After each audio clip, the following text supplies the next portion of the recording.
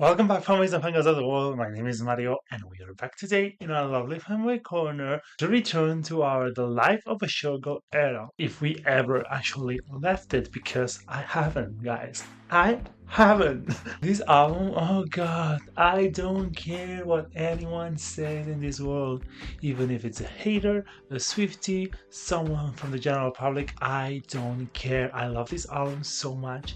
It's so fun, it's so refreshing, and it's so cool, and I can't get enough of it. And now that we are moving on, or at least trying, from the Eras tour once again, because it's been a year, the docuseries, all the stuff. In fact, this week, the last episode will be uploaded on Patreon, so make sure to check those reactions because we laughed and cried a lot, especially cried. So I thought it could be great to return to the Life of a Showgirl because there's a lot of things that we can still talk about that album now that it's been 4 months almost. And today, as you saw on the title, we are going to be talking about the best lyrics and the best parts of each one of the songs. When I'm saying parts, I refer like the bridge or the outro, the verses, the chorus, because every single part of a song that's written by Taylor Allison Swift is superior. But we know that there's always that thing in that specific song that we love. The Out of the Woods bridge, the Other Side of the Door outro, the Right Where You Left Me, or Dancing with Your Hands Tied pre-chorus. I mean, there's a lot of different parts that stand out to us, and I will be doing one general video of the whole Taylor discography, like maybe bridges or outros. I could do something like that because it's really interesting to see. But for now, we are going to be doing it for each one of the 12 songs in the Life of a Showgirl. Thank you so much for being here, Swifties. I hope that I can reach to more of you since, Taylor is literally my entire life and existence and personality. And make sure to check my other videos, and if you like my content, if you enjoy my company, don't forget also to hit the subscribe button and follow me on Instagram and TikTok. Okay, so we're gonna start with the first song, the superior, the one and the only, the Fate of Ophelia. Oh shit, this song just gets better each time I hear it. This is one of those songs that as a Swifties we love, not only because of the melody and because it's a pop bop, of course, but lyric wise it's so clever. The concept, just as like love story, this is so Taylor Swift. The fact that she's referencing these all female characters, she's changing the perspective of the story. So maybe it's harder to find on a specific lyric that you say, oh my god, I love this one. This lyric stands out to me the most amongst all the song because it's just like the general concept, even though you can understand what she's saying in general in the lyrics.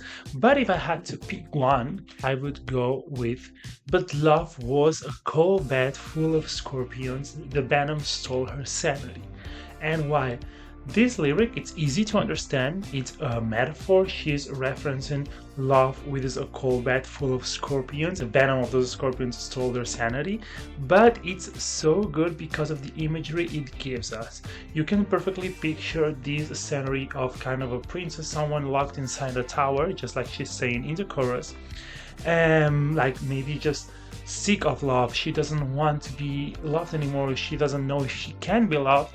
And that's because it was a cold bed, it was a place where she didn't feel welcome, and she just became mad. She went crazy, just like we have all the background in Fortnite and in Hits Different to Take Me Away, and that was literally the link between Midnight and Torture Boyd. So here you can see it too, and it's also the track one, so it's really interesting because she went crazy, and if it wasn't because of Travis, she would have accomplished, she would have get to have the same fate as Ophelia. So I really like this lyric because it summarizes how she was feeling in a really poetic way, really metaphoric, and it gives a really vivid image.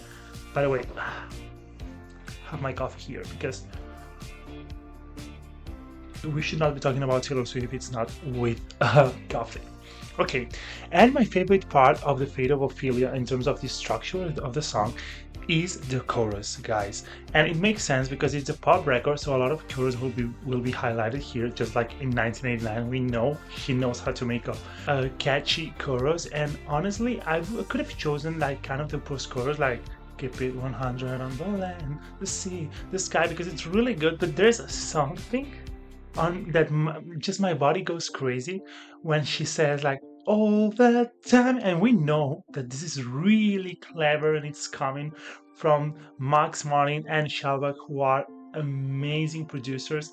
They produce for people like, as an example, the Backstreet Boys. You can see that they also use this kind of formula of three, like tell me why all the time, and that is so catchy and it's so good, and I loved it. I love it in the third chorus after the bridge. All because you came for me all the time, and again it breaks. It's big. It's so good, and also she has a key change on the last part of the chorus on the third one. Ophelia. Okay, me singing, it's just kind of the most embarrassing thing I'm doing in this channel, but we are close now, so it doesn't matter. Alright, so I feel like this chorus is really, really, really good. The melody is so catchy, and it's just also the way it starts. It doesn't usually start like this. All the time you sit alone in my tower, you were just honing your powers. Now I can see it all. Like, it's so poetic. I love it. It's so, so good. Moving on to Elizabeth Taylor. Do you think it's forever? My obsession with this song hasn't changed. You know that, and it will probably never change. I have a clear contender for my favorite lyric in this song. I'm sorry if I didn't specify this before, but those are my favorite lyrics and my favorite parts. Doesn't mean they are the best, it's just an opinion, okay? To me, the lyric that's the most Taylor Swift lyric in this song is Be My and Why When Hollywood Hates Me. First of all, I'm really curious to think why she chose to say NY instead of New York, because you could say New York and it would still fit.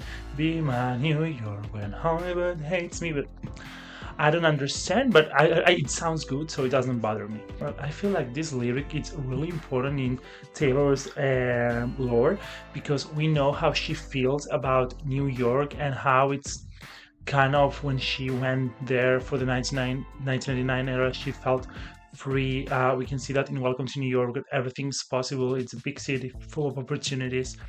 So New York holds that meaning to her.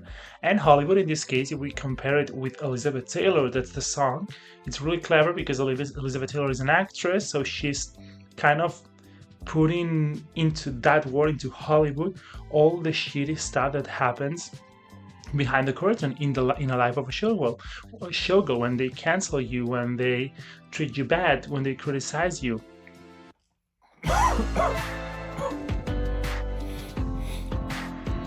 I literally almost died. Coffee.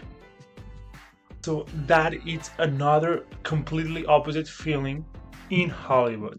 So instead of saying it that way, she's using those two words that when they are put in the context of the song and her life, they make sense. That's why I love this lyric so much. If I have to highlight a part on this song, it would also be the chorus, because oh shit, it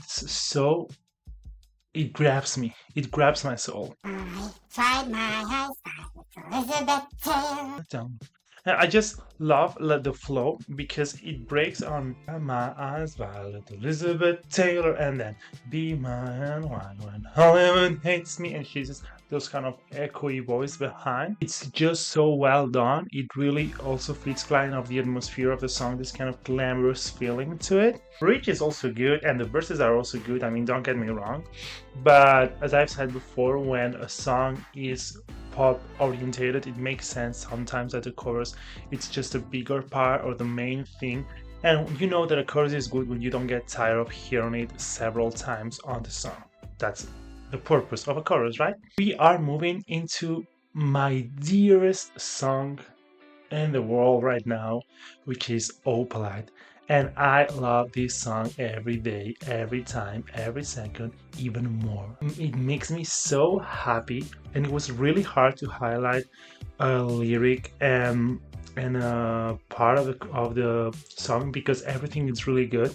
And I'm pretty sure this is not probably the best lyric in the song, but it was the one that stand out to me the most because I found it so beautiful. And it's life is a song, it ends when it ends. It's a really beautiful way of saying you cannot stop life from ending. It will end just like a song. It will have its lows, its highs, its maybe one day you will listen to it and you will be like, oh, this is better than the day before when you're listening to it, because your mood changes. Like a song can really encapsulate what you feel while living as a human being, but it just ends, and it's just the way it is. So you have to make the most of it. You have to live life to the fullest, just like you have to enjoy a song when it's playing, because we are lucky to be able to listen to the songs forever. But imagine if you could just hear it once. That would be a lot, huh? And I also love it because Taylor writes songs. So she lives her life through songs, and she puts her life on the songs. So that's why I think this lyric is really pure, and it really fits Opalite, because it is a happy song, positive, uplifting song. And the best part on the song, in this case, it could be also the chorus, because I mean, perfect pop song. But I decided to go with the bridge, because this bridge. This is just the storm inside a teacup. I feel that what she's saying is so important to listen to. Not everything is just as big as it is. Like, you need to shelter with me. You can, life will beat you up, up, up. That is also really fun. Up, up, up. Love, love, love. And then the last sentence breaking into the chorus again. I love when she does that. It's so good, just like in the Fate of Ophelia. And I feel like the message on this part is so good, but it's also really beautifully sang and different from the rest of the song. And it's also one of my favorite bridges on the album. So it felt right to be like, okay, I think this part it's just the best one of the song. Father figure. This one was really hard to pick a lyric, because it's one of the best written songs on the album in terms of complexity on what she's saying. But I decided to pick a sentence that it's not like the hardest one, or maybe the most with dictionary lyrics, like she usually does. This lyric is just really important in her context and in the context of the song, which is, they want to see you rise, they don't want you to reign. And this happens on the second verse. So we have kind of a progression of the story, and then she's talking about how as she grows old, she realizes that this father figure, spelled bruschetta, he wants her to succeed because, of course, because he wants that for her, allegedly, and also because of his benefit. That's the main reason. But you can only rise until a point where we can control you. We don't want you to reign this place, because you can then do whatever you want. We won't be the father figure anymore. We won't be able to keep it as we want. And that is something that really happens with women, and that's why Taylor gets so much hate, because she's an empowered woman that does whatever she wants, and she's bigger than any other man that's around her. That's why people don't like to see that, and they don't want to accept that this is kind of a misogyny point of view, but it is. I mean, it's just the way it is. So I think that this lyric is also really well written, because the two words start with an R, and I personally like that. My favorite part of the song is also the chorus in this case, but it's not all the chorus, it's specifically the last one, because first she strips it down. I was the father figure. We'll learn the wrong thing. Change of perspective. Now she's a father figure. Now her dick is bigger than his. And then she adds a whole new part of the song that's absolutely different. She has never used it on the other two. She goes up again with her vocals really high.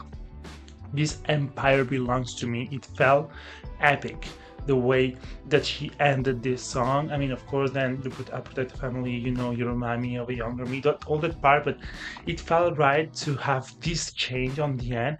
And to be honest, it hits so hard. It's my favorite part of the song without a single doubt. Moving on to Eldest Daughter. I loved a lot of lyrics on Eldest Daughter. I feel like this song is really misunderstood. But honestly, it's not a specific lyric, it's the first lyrics on the song are really kind of explaining what you need to know about the song. I just don't know why people don't understand it, because they have it on the first lyrics. The ones that are saying everyone's unbothered till they're not, because it's true. Everyone doesn't care about anything. They're just like, until they decide that they're not anymore, and they want to criticize, and they are bothered by someone, or they don't like someone, which is what happens with Taylor. She's minding her own business. She's not doing anything. People with her wall, they are look like, oh my god, I don't care about anything. I live on my own. And then boom, criticize Taylor. Also, she says more truths in this verse, which is with the apathy, sad as it, oh my god, sad as it's sad as it seems, apathy is hot. That's also true today on the internet world, or our more new generations of people having apathy, don't care about things, be cold, just like ignoring what's around you and be like, I just care about myself. It's something that's hot. It's cool, it's fine. And also, just as in the next lyric that I'm gonna talk about right now, she's using the concept of apathy, which can be related to coldness. When someone is really cold, saying that it's hot but it's cool. So that contrast is really good, and it's what she uses on the other one, on this same verse, which is every single hot take is cold as ice. Again, every kind of heavy unpopular opinion that someone is gonna say without even being asked about it, which is kind of a hot take, that is a hot take. They are cold because people doesn't care about saying bad things on your face, well, not on your face, you know what I mean, on the internet, without thinking twice. And again, there's this contrast between hot and cold. So these progressions of lyrics as a whole, I love it so much because they are being so raw and so honest, and it instantly gets you the context of the song. And my favorite part of the song, without a single doubt, I mean, it's obvious, it's the bridge. It's fighting to be my favorite bridge on the album, with another one that we will talk about later. But this bridge is so emotional, and it changes the story because it stops talking about all the things she's talking about and kind of bringing it back to her childhood and her innocence, and it's so beautiful. Wow, Taylor, this song, it's insulting, to be honest. Number 6 is Ruin the Friendship, and wow, guys. So the first verse, lyric-wise, is my favorite, and again, it's more like the first part. You could say that the lyric is like the glistening grass from September rain, gray over a path full of neon names. You drive 85. I mean, then there's another part, but I would keep this one. And you know why I love this lyric? Again, it's not the complexity about it, it's the way that you can instantly see and understand what she's talking about. This song is about childhood, is about, well, not childhood, kind of high school years and stuff. So she is saying some specific things that make you instantly understand that we're going back on time when she was young, kind of like, I don't know how to say it, but the imagery is so vivid. Like glistening grass from September, it just rained, so the grass is kind of sparkly because of the rain, and then a gray overpass but full with neon names, kind of the contrast between great and beautiful colors. I just can't imagine this typical scenery from a United States place, movie. Like, to me, it's for the movies, for a lot of you will be like your daily lives, but I just feel like it really sets the tone. It's so important that the song starts this way. And it also makes you curious, like, oh my god, this is a storytelling song. We are going somewhere. She is telling us about it. And I love that. I love when she does that. And then you drive 85. I understand that this is kind of he is speeding up. He's going faster. So I don't know, I really like it. I just don't know how to explain it, but I love the imagery that it gives. And then my favorite part of the song, and without a single doubt, is the outro. After the last chorus, that part where she says the name for the first time. My head bows is always ruin the friendship. This is where she's giving you the advice of answer the question, ruin the friendship. Don't like be left with doubts because you might regret it later. And it's the core of the song, and it's not only because of the lyrics but the way she's doing it, she's singing it. It's kind of the most vulnerable part of the song. It's in the end, it's unique, it doesn't repeat in the whole song. Of course, it's the outro, but yes, I really like that part, and I feel like it ends in this grandness again. It's big, and I love when a song ends like that. It's so nostalgic. We are going with actually romantic. The concept itself, actually romantic, it's so clever. That's why I decided to choose a lyric that goes along with it. On the chorus, it says, "It's actually romantic. I really gotta hand it to you. No man has ever loved me like you do. And it's a simple concept again, but it's really true. Like when someone is so obsessed with you to those points, it really feels like they love you more than the people that actually love you. And being that she just mentioned that this person was so happy that she broke up with her by then boyfriend, like again it's a man, and now she's saying like you love me more than that man. I mean, you were happy that you left me, that he left me, but you actually love me more than him, so thank you for that. Like you are making it up to him, and it's I don't know, it's really really true. And also it's just so cool that she plays with that, with those kind of boyfriend things, given that she has always been criticized by that. Like all the men that you know about, that everyone knows about, none of them love me like you do because you are so obsessed with me, so I'm thanking you. And then my favorite part of the song, I feel like we have to give it to the bridge. It's the funniest part, and I love when she says, "Stop talking dirty to me." That, and at the end, it's kind of the part where maybe it's a little bit more serious. I got my wins that I don't provoke it. I mean, I'm not the one doing this, but this situation is making me wet. That. Oh, Taylor. Yes, this bridge is so like funny to sing, and it really helps when you want to talk to someone that hates you. Like literally, I'm not doing anything. You're the one flirting with me, so please stop. Okay. Wow. Oh my God. This album, it's really good. Wishlist. So, my ranking of the album has changed a little bit, and now Wishlist is my least favorite song on the album, but I still feel like I can highlight some parts. My favorite lyric is the one where she's saying that she made wishes on all the stars, and please bring me a best friend who I think is hot. Because, first of all, the second part, self explanatory, but so true. That's what love is about. You need your partner to be your best friend if you want things to work. And I love the way she worded that because that's what she got, a best friend who she thinks is hot. So that's really great. And you can see that dynamic between them. They look like buddies. And the stars are really important here because we know, like Taylor background with the stars, like once upon a time, all the planets and the stars align.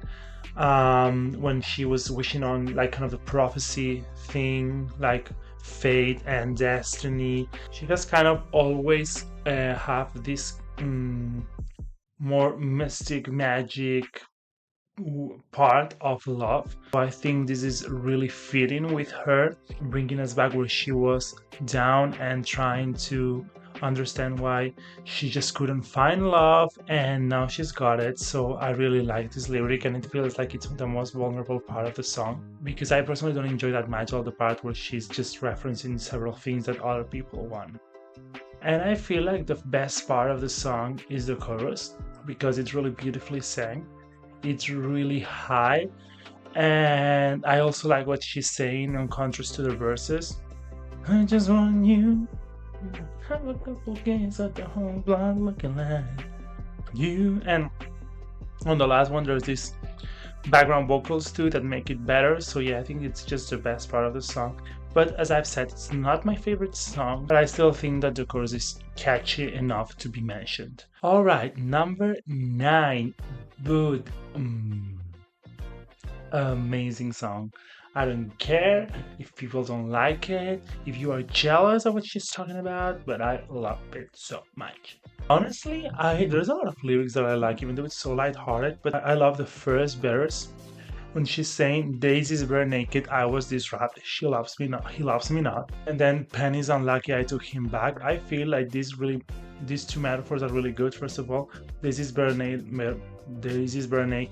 when you are playing he loves me not on a daisy and it's naked, so there's no more, I don't know how you say that part of the flower petalo, and so he doesn't love me, which is really sad. And also you could think of this as he just cheated on me because Penny is bare naked, and so that means he doesn't love me as Penny being a girl. That's why I love the double meaning. And also Sorry, Penny? No, Daisy. Oh my god. Sorry, I was saying Penny, I meant Daisy. And then Penny's unlucky, I took him back. You can also take it as a, even though he cheated on me with another one, and now she's with this other girl, and she's unlucky because I decided to take him back anyway. Like we wanted him with me. This is kind of another way of understanding, but of course penny refers to when a penny is you took it and it's tails, it's bad luck. So you got bad luck because penny is unlucky. You shouldn't have take that penny because it was tails, but you still did. So yeah, you know, that kind of all luck and unluck things that this song references. I love that these two lyrics are really clever.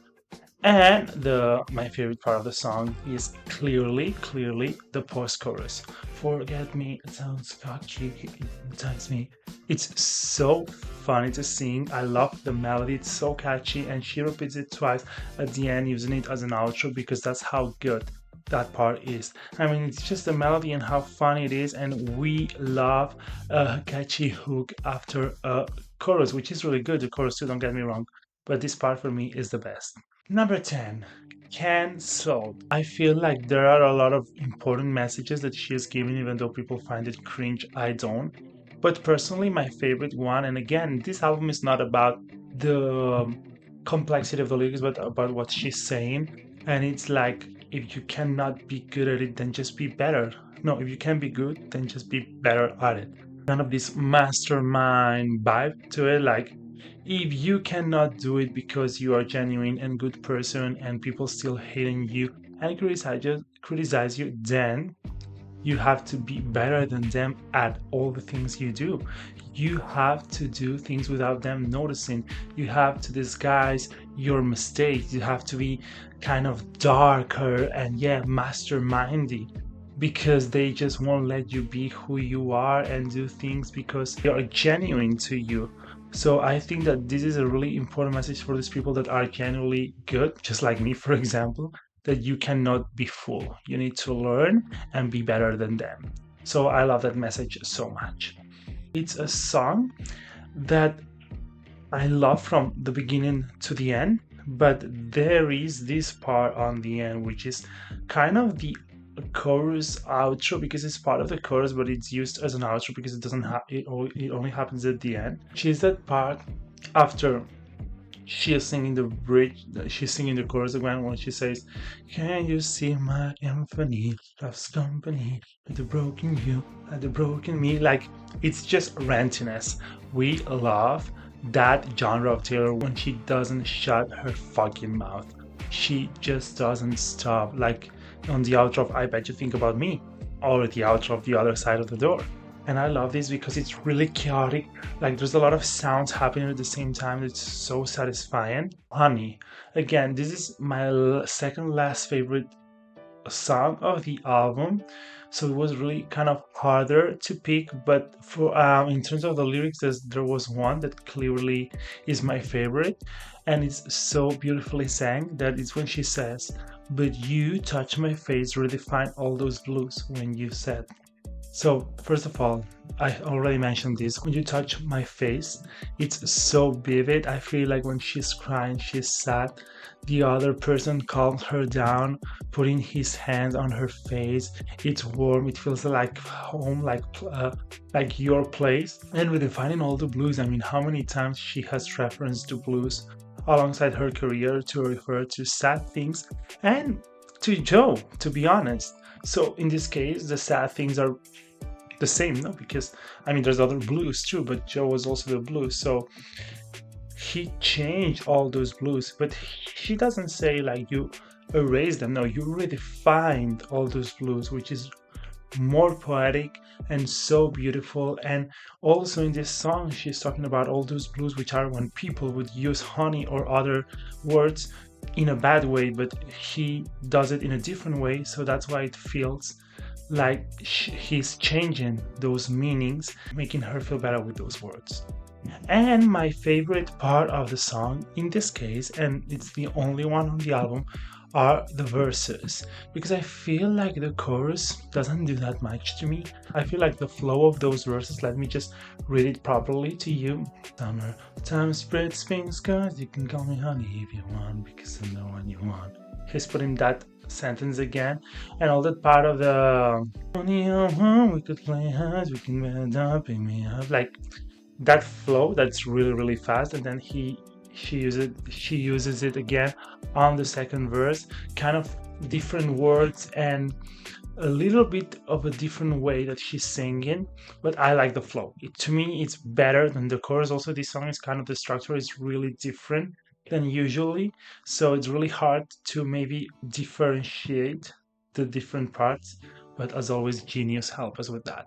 Moving on to the last perfect, incredible, immaculate song, The Life of a Showgirl. I would literally pick the whole song, guys. In terms of lyrics, it's just a couple of them all together, which is in the last chorus, I'm married to the hustle, and now I know the life of a showgirl, babe, and I'll never know another. Pain hidden by the lipstick and lace sequins are forever.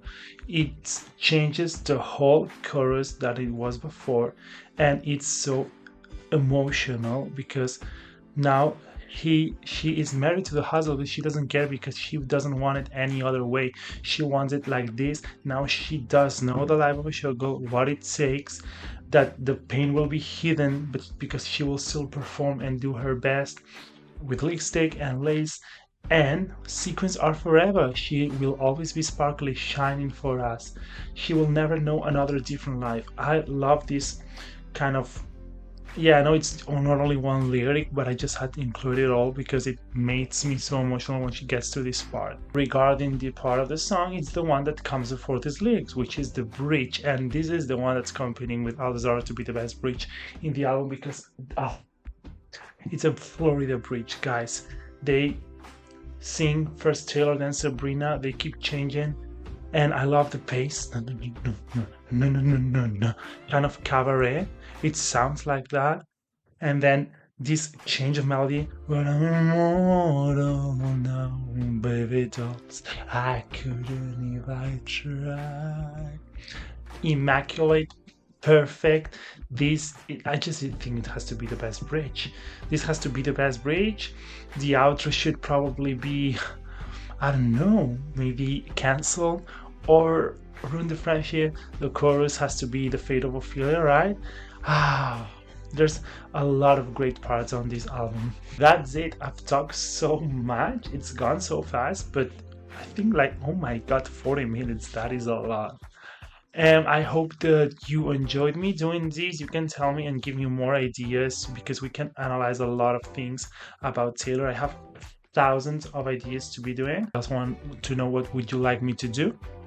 You can tell me your favorite parts of each song on the comments, your favorite lyrics in general, and yeah, and how are you feeling with the album now that it's been 4 months since it was out. Okay, I'm gonna leave it here and I'm gonna be waiting for Taylor to release the MV for Opalite because it has been confirmed that it's the next single. I'm really excited for that. And meanwhile, you can wait for my next Taylor video, which will come out really soon.